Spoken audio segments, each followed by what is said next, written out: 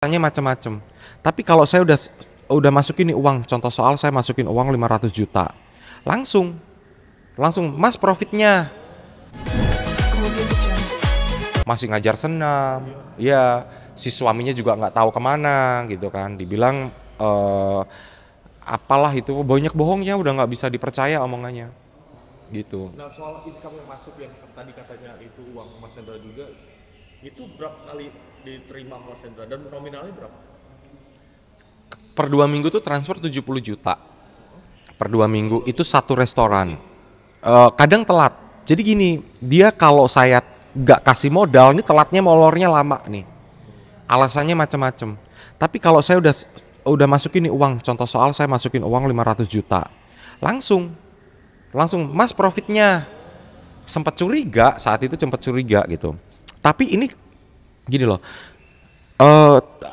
Aku tuh lihat orang tuh kayak ibadahnya bagus, sholatnya rajin, tahajudnya kalau ngomong udah kayak orang khatam Al-Quran berapa kali gitu kan. Nah dari situ tuh pelajaran banget, yang kayak gitu aja tuh bisa nyikat hak orang loh, makan hak orang yang bener-bener gak nyangka banget. Aku sama karyawan yang namanya gajian tanggal ini, komitmen, karena itu udah hak dia, hak mereka, keringatnya mereka, kita tuh harus hargai gitu kan. Nah, awal bisnis itu kan mungkin 2023 awal, Januari lah bisa disebutnya ya. 2023 awal. Terus mulai dapat income-nya di bulan 2000 di Januari udah dapat income, ya Februari dapat, setiap bulan tuh dapat Juli udah enggak. Juli udah Juli udah enggak. itu udah Dia bilang, "Mas, mohon maaf nih Mas, semua income senilai 350 juta kita pakai dulu karena aku udah mau diusir sama bank, rumahnya udah mau disita sama bank." Loh kok gitu? Kan itu uang income aku gitu. Kenapa kamu sikat semua? Harusnya kamu transfer dulu dong, enggak aku nanti aku bagi kamu. Manajemen tahu dulu karena semua keuangan kan ada yang ngatur seperti biasa gitu loh. artinya di bulan Juli itu Mas Hendra mulai melihat ini udah tidak benar gitu ya. Iya bulan Juli, makanya aku satu-satu aku cek-cekin semua. Akhirnya Kalau enggak kena dua lagi nih, dia minta dua lagi. Ada restoran lain lagi, dia minta modal dua lagi itu. setiap dia nemuin restoran dia minta Iya, nambah terus. nominalnya besar. Nominalnya besar gitu. Berarti income-nya itu yang masuk tidak sebanding sama Mas Hendra yang keluarkan untuk ini. Iya, aku tuh sampai gini loh, jual berlian juga jual rugi ya, rugi 40 juta gitu. Itu deminya itu istrinya tuh kalau ngomong tuh udah memaksa. Dia udah di Mekah nih, udah di Mekah nih. "Mas Hendra tolong dong, ini saya butuh banget uangnya." Di Mekah lagi umroh. Itu bisa kayak gitu. Itu bisa kayak begitu. Lagi umroh. Berarti dia memang pemain kali ya. Itu bisa nipu orang tuh lagi umroh tuh. Dan Umroh juga pakai duit saya. oh, gue pakai betul. Ya iyalah, mau duit dari mana? Nah, Mas Hendra tahu kalau dia memang pemain itu dari mana? Setelah sadar ini, Terus sudah setelah sadar ini,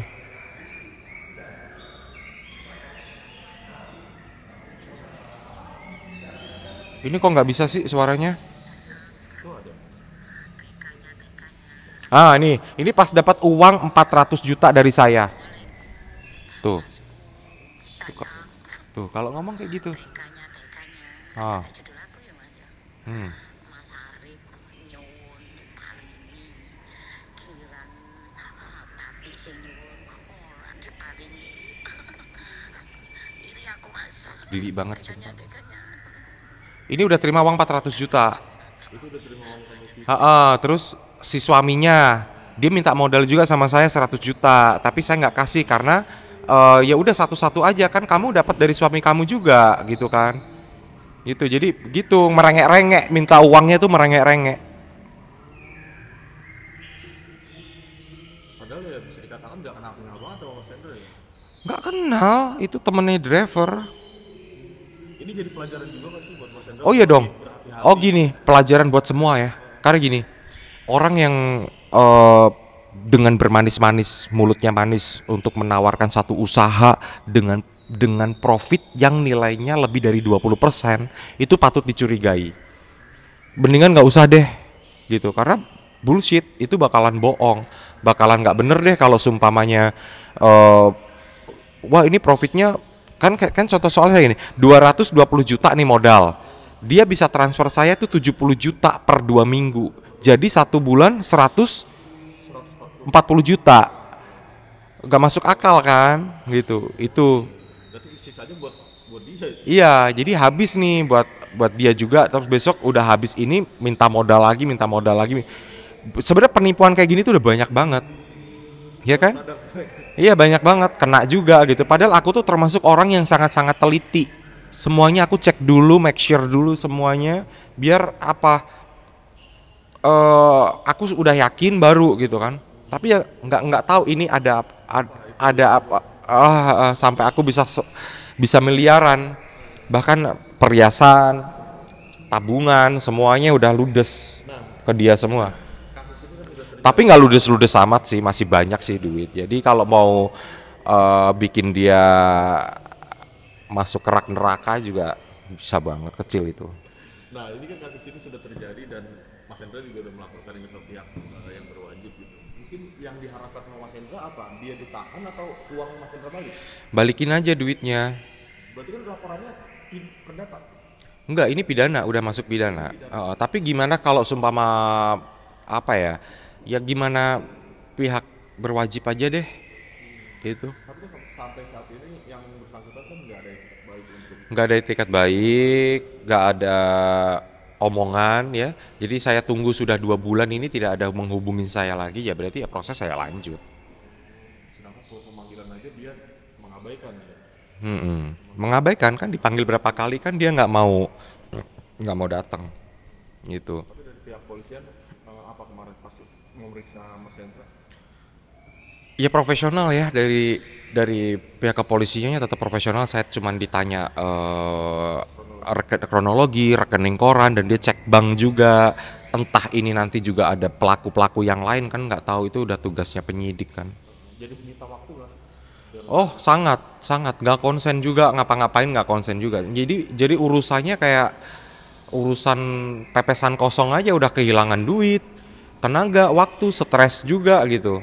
Jadi nggak termaafkan sih ini orang gitu. Itu mungkin modal-modal yang sudah keluar ditipu sama dia itu mungkin dari hasil kerja keras. Iya dong, dari hasil aku bertahun-tahun, dari FTV, dari iklan, dari ya syuting aku juga, terus dari usaha aku, dari seafood gitu.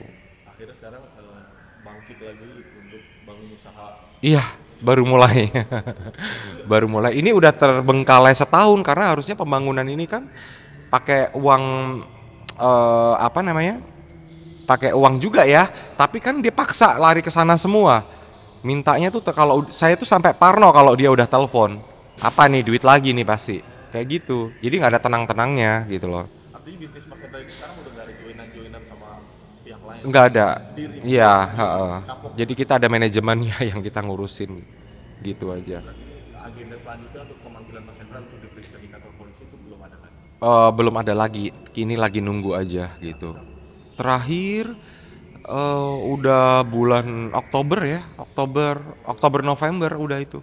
Sampai sekarang saya belum ada panggilan apa-apa, tapi kemarin dapat kabar kalau besok itu sudah gelar perkara next sidik. Iya, Senin.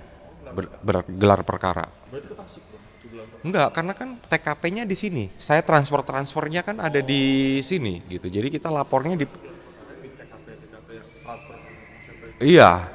Iya, di rumah, di bank kan, bank di sini banyak bank kan, gitu. Oke, mungkin ada pesan nggak dari Mas Hendra untuk teman-teman artis yang berusaha juga agar tidak kejadian seperti Mas Hendra? Iya, kalau untuk teman-teman pemain ya, kalau mau usaha ya kita harus ngerti banget sih siapa sih orang-orang yang di dalam ini. Kalau aku sendiri, pengalaman aku sendiri nggak percaya banget yang namanya naruh duit ke orang. Udah nggak percaya, udah pengalaman. Kalau naruh duit ke orang udah siapapun itu pasti udah nggak akan amanah ya, gitu. Kecuali kita kan taruh duit di bank, udah jelas ya kan. Kalau kita taruh duit ke siapa, apalagi temen driver itu loh, temen driver aku yang ya maaf kata, kita kan nggak tahu seluk beluk dia seperti apa, ya kan. kita nggak paham dia bagaimana gitu, itu jangan banget sih, anti banget. Tapi kalau mau memulai usaha ya kita lebih baik dari kecil dulu, kita tangani sendiri, kita urusin semuanya sendiri sampai kita paham, naik turunnya kita paham, baru kita kembangkan ke yang lebih besar. Intinya kita juga harus sabar gitu aja. Di tengah proses permasalahan Mas Hendra yang kasus penipuan ini, support dari sekeliling Mas Hendra seperti apa sih? Ini keluarga kan? Keluarga aku nggak tahu. Jadi kalau aku cerita soal ini ke mama juga stres pastinya. Makanya aku nutup ini berbulan-bulan gitu kan. Keluarga aku nggak tahu gitu. Nggak mau beritahu ke orang tua. Aku nggak mau mereka stres gitu. Jadi permasalahan besar apa kayak apa juga biar aku tangani sendiri gitu aja. Kalau ke pasangan gitu. Belum. Jadi aku nggak oversharing ke siapa ya, ke orang-orang gitu nggak sih. Jadi lebih ke ini aja, aku udah sekian lama baru aku buka sekarang. Gitu kan, udah sekian lama baru aku buka karena nggak ada etiket baik sama sekali juga, dan aku udah mendem ini banget gitu, udah gondok banget. Kadang-kadang inget kerja dari pagi sampai pagi lagi, terus sekarang uang orang yang nikmatin, hasil kerja keras kita orang yang nikmatin gitu kan, bener-bener nggak ikhlas banget di situnya. Artinya Mas Hendra speak up di media ini Baru pertama kali ini karena juga memikirkan kondisi. keluarga, tapi nggak masalah juga kok, karena memang ini juga aku rasa ini udah waktunya. Tapi kan bicara soal pasangan, mungkin kenapa sih nggak memilih pasangan lagi? Tadinya gini nih, kayak aku mau fokus di kerjaan, mau fokus di usaha gitu, terus terlalu asik di situ juga karena bangun tidur aku udah ada jadwal yang mesti aku kerjain satu, belum lagi aku nanti nge-gym, terus aku juga jarang ke mall, kemana jarang banget, jadi tiap hari hanya itu aja. Kalau syuting ya syuting, nanti pulang syuting langsung closingan, langsung cek usaha kayak gitu. Jadi pernah coba untuk deketan juga tapi nggak nyambung gitu. Jadi aku lebih mikirnya gini, aku pengen punya pasangan itu yang bisa nyambung gitu, sefrekuensi juga, terus apa ya, kayaknya lebih enakan sendiri deh gitu kan, lebih enjoy sendiri. Jadi untung juga aku belum punya pasangan karena kena masalah seperti ini. Kalau nggak kan aku repot juga gitu. Mungkin hubungan dengan mantan-mantan masih Nggak baik, nggak baik. Mantan yang mana? Oh, nggak ada komunikasi sama sekali, nggak. kabarnya kan dia punya pasangan baru. Oh ya, syukur alhamdulillah. Nggak ada. Oh, udah nggak ada komunikasi. Ya lagian aku juga nggak ngerasa menikah gitu kan. Ya apa namanya, perasaan aku belum pernah menikah. Single aja. Single aja. Ya. Oke, mungkin ada harapan dari tahun 2025 ini untuk seorang Hendra ini. Ya, bismillahirrahmanirrahim, semoga ya di tahun 2025 ini aku punya masalah yang orang nggak tahu diri itu ya beretikat baik menghubungin saya, entah bagaimana caranya gitu kan. Kalau memang nggak mau menghubungin saya ya ke kuasa hukum saya juga bisa gitu kan. Ya, lalu usaha-usaha berjalan lancar, terus sehat, panjang umur, sehat semuanya sekeluarga itu. Amin.